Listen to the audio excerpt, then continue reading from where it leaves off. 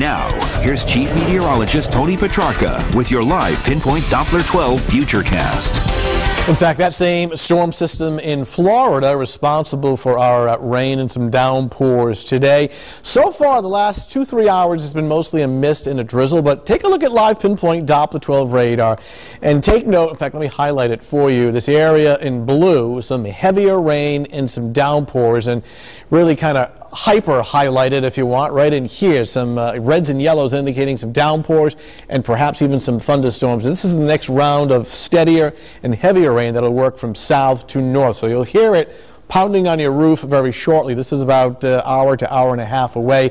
So bottom line, more steadier rain moving in. So that'll continue throughout the evening hours and overnight.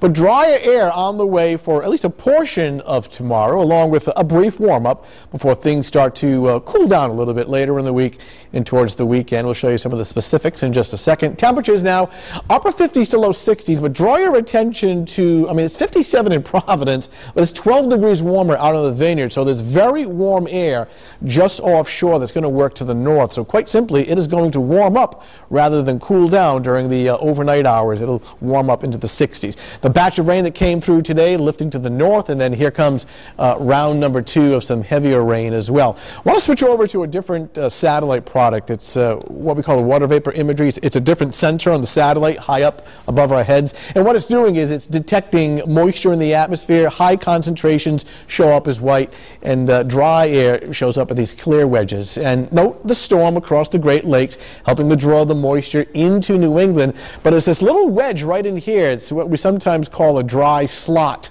within a storm system. So it's this dry air right in here, some clearing. And I point this out because this is what will punch in tomorrow afternoon, and things will improve. So kind of a slow start in the morning, but better by the afternoon. Periods of rain, heavy at times this evening and overnight. The rumble of thunder. Now there may be a leftover shower tomorrow morning. Kids heading out to school between 7 and 8:30. A gray start, damp, cloudy skies, some areas of fog, temperatures in the 60s. But by later in the morning and certainly during the afternoon, we'll break out into some sunshine. A windy, warmer, and drier day as temperatures top out at around 70. The winds will be rather gusty, so boaters got the small craft advisory flags along the bay and the South Shore. Upper 60s to low 70s, partly sunny skies. Here's the bay forecast. Now the visibility is poor at dawn and fog and some leftover showers, improving in the afternoon. South wind 20-30 knots. May gust up to 35 knots, so very windy day. Waves upper part of the bay are small, but mouth of the bay perhaps 2 to 4 feet. Northern suburbs partly sunny tomorrow afternoon, around 70-72 degrees for the afternoon high. And despite that slow start tomorrow morning, southeastern Mass, our friends in New Bedford, Taunton, and out towards Fall River looking good. Partly sunny, upper 60s to low 70.